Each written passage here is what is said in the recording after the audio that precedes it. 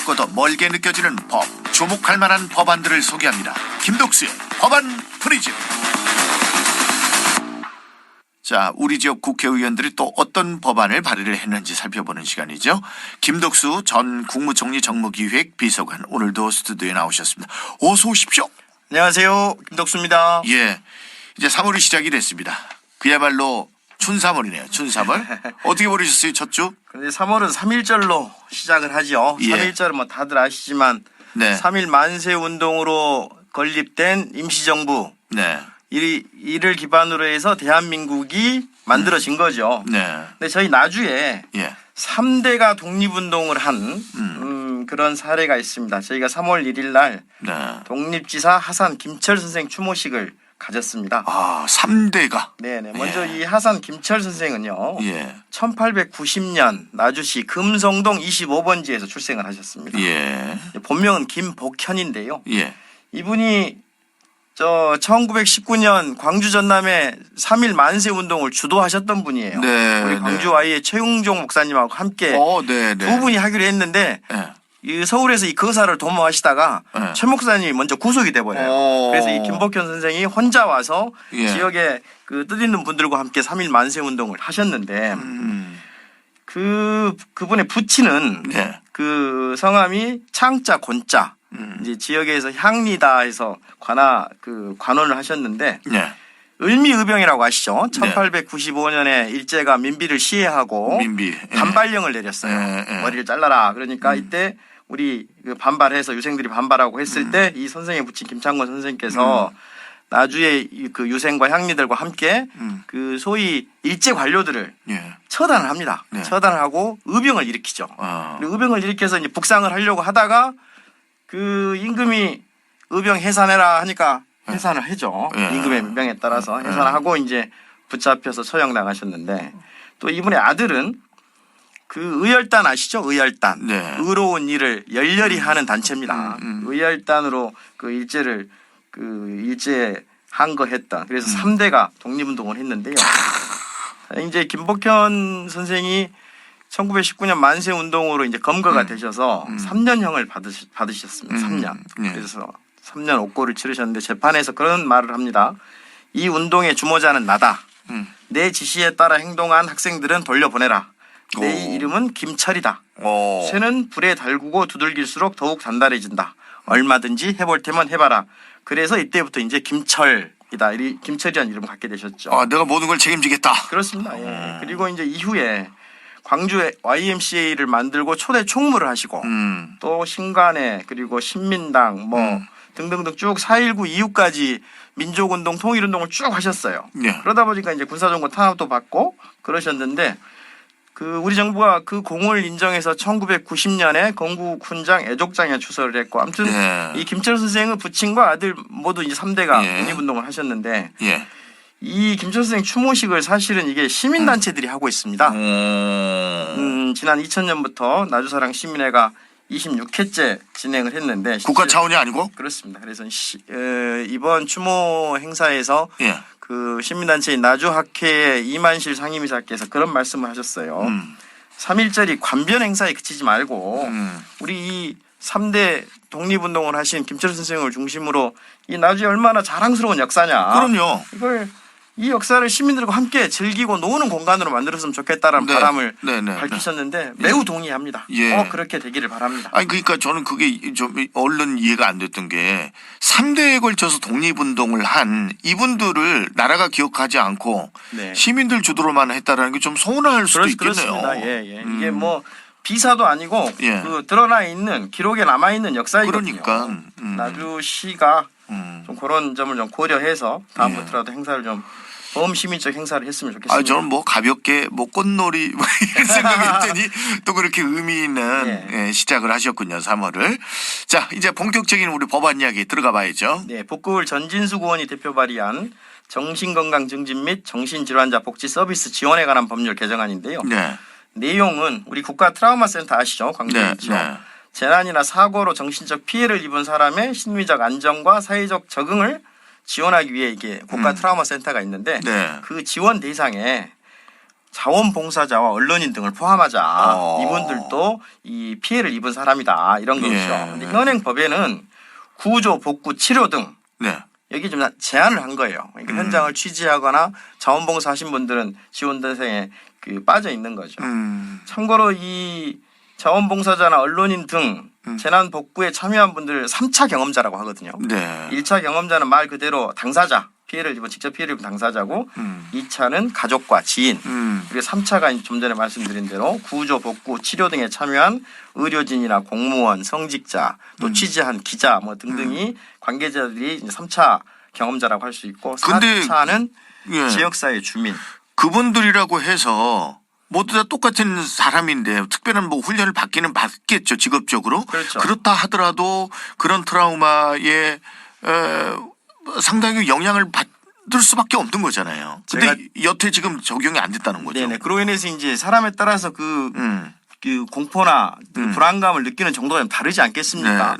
저는 지난번에 최근에 그 교각 붕괴 사고 이후에 운전하고 하다가 그런 교각을 보면 살짝 한 번 더 긴장을 해요. 아까 이런 말씀하신 게 트라우마입니다. 4차 피해가 이제 그렇죠. 그냥 직접 관련이 없어도. 그리고 이제 5차는 이렇게 간접적으로 언론 보도를 통해서 보면서 충격을 받는 경우. 그러니까 이게 온 국민이 트라우마 상태에 있는 거예요. 특히 현대 사회에 우리 뭐 교각 전에 항공기 사고 마찬가지 아닙니까? 그렇습니다. 그 바로 전 비행기를 타신 분은 그 사고를 피했는데 그분 얼마나 충격을 받는지 그런 거죠. 묘한 죄책감까지 느끼면서. 그렇죠. 세월호, 이태원 참사 등등 우리가 이 트라우마 사회라고 봐야죠, 현대는. 그래서 이제 이 법안은 일단 현행 법률이 좀 미비하고 또 재난이나 사고 극복을 위해 함께한 모든 국민들을 좀 두텁게 보호하자 이런 취지이기 때문에 빨리 좀 개정이 돼서 진행이 됐으면 하는 바람입니다. 근데 현실적인 좀 어려움이 있나요? 그 몰라서 여쭤보는 건데 그 수를 제한하기가 어렵잖아요. 이 정도 되면.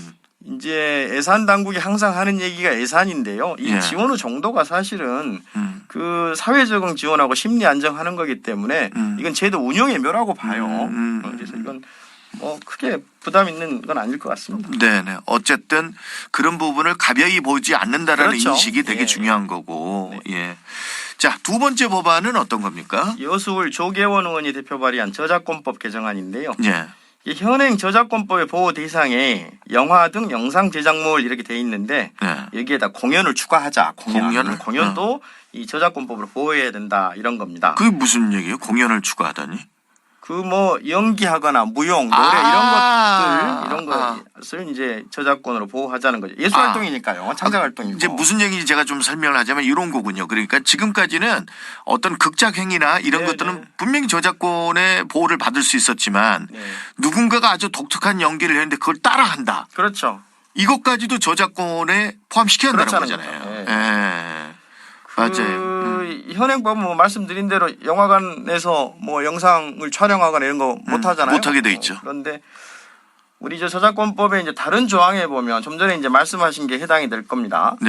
영리를 목적으로 하지 아니하는 공연이나 방송은 가능하다. 그러니까 이제 다른 사람의 작품이라 하더라도 내가 영리를 목적으로 하지 않고 어떤 그 청중이나 관중 또는 제3자로부터 어떤 급부도 받지 않고 뭐 이런 조건이 있으면 공연이 가능하다. 예를 들어서 버스킹이 예를 들기 쉬울 겁니다. 버스킹은 사실은 이게 본인들의 자기 재능을 이렇게 뭐 보여주기 위한 거거든요.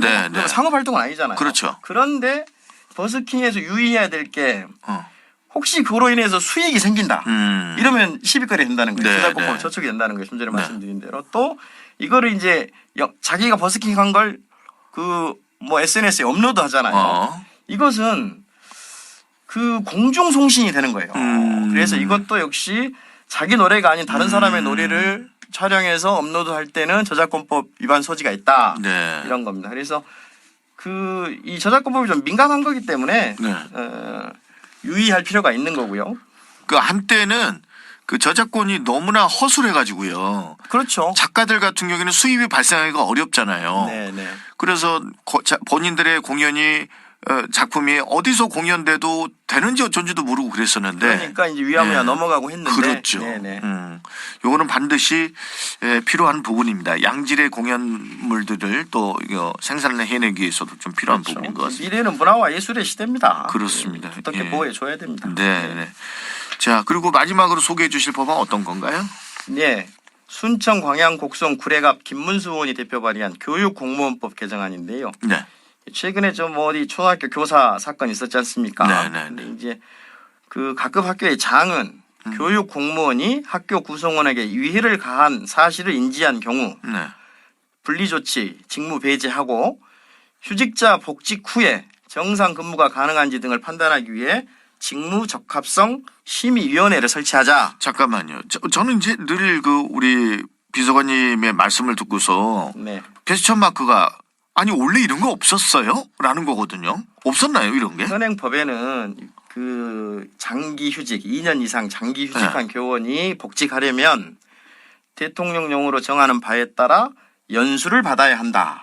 이렇게 돼 있어요. 그러니까 복직 연수만 제도화돼 있어요. 이 사람이 복직해서 정상적으로 그 교육 공무원으로서 직무를 행할 수 있는지 의료인이나 또는 뭐 관계자들, 네. 학부모나 학생 등이 그에 대한 판단할 수 있는 절차가 없었어요. 그랬군요. 네, 그러다 보니까 그 교육부가 하는 연수 프로그램만 이수하면 바로 복직하고 그러다 보니까 최근에 그런 안타까운 사건이 발생하지 않았습니까? 그래서 뭐 전혀 없었다기보다 있었지만 그것이 더 보완되고 그렇죠. 강화돼야 된다. 예. 그리고 법제화해야 된다. 네. 뭐 이렇게 보면 되겠네요. 보니까 최근에 질병휴직 교사가 상당히 증가하고 있는 추세예요. 최근 네. 4년간 보면 거의 2배 가까이 2021년에 1,100명이었는데 작년에 1,970명, 한 2,000여 명 되는 거죠. 이 중에서 초등학교 교사가 가장 많아요. 예. 1,270명이니까 한 70% 가까이가 초등학교 교사고 예. 그 초등학교 교사들이 최근 4년 사이에 2배 가까이 증가한 거예요. 그러니까 중고등학교 학생들의 경우는 이제 이 입시가 눈앞에 오다 보니까 사실은 선생님들이 받는 스트레스는 적다. 네. 이렇게 이제 교육 관계자들은 보는데 네. 초등학교는 이 보육기관 유치원 다닐 때서부터 그런 습관이 아직 남아 있어서 우리 아이 이런 인식이 있기 때문에 부모들의 이 민원이 많다. 이렇게 이제 교육계에서는 얘기를 하는데 그러다 보니까 초등학교 선생님들이 그 스트레스로 인한 질병휴직이 이렇게 많이 늘어나고 있다는 거죠. 네. 뭐 질병휴직이 많이 늘어나고 스트레스 때 휴직해야죠. 컨디션이 안 좋으면 해야 되는데 복직해서 그걸 좀 회복해서 정상적으로 아이들을 사랑으로 가르칠 수 있도록 하려면 그런 절차를 좀 보완하자 하는 겁니다. 굉장히 중요한 부분인 것 같습니다. 매우 중요하죠. 우리가 그런 사고를 안타깝게 경험했지만 그런 사고가 없었더라도 이 부분은 진작부터 고려됐어야 될 상황이라고 좀 생각이 드는데요. 항상 아쉬운 게 좀 전에 트라우마 말씀드릴 때도 그런 각종 참사 얘기를 했지 않습니까? 네. 결국 사고 나면 보완 대책을 찾아요. 그런 걸 그러니까. 미리 좀 충분히 관계자들은 여러 상황들을 예상하고 대비할 수 있을 텐데 그런 노력들을 조금 소홀히 한다. 그런 아쉬움이 좀 있습니다. 우선 당장에 어떤 일이 터지지 않으면 네. 그런 것들에서 너무 가벼이 생각하는 것들이 있는 것 같습니다.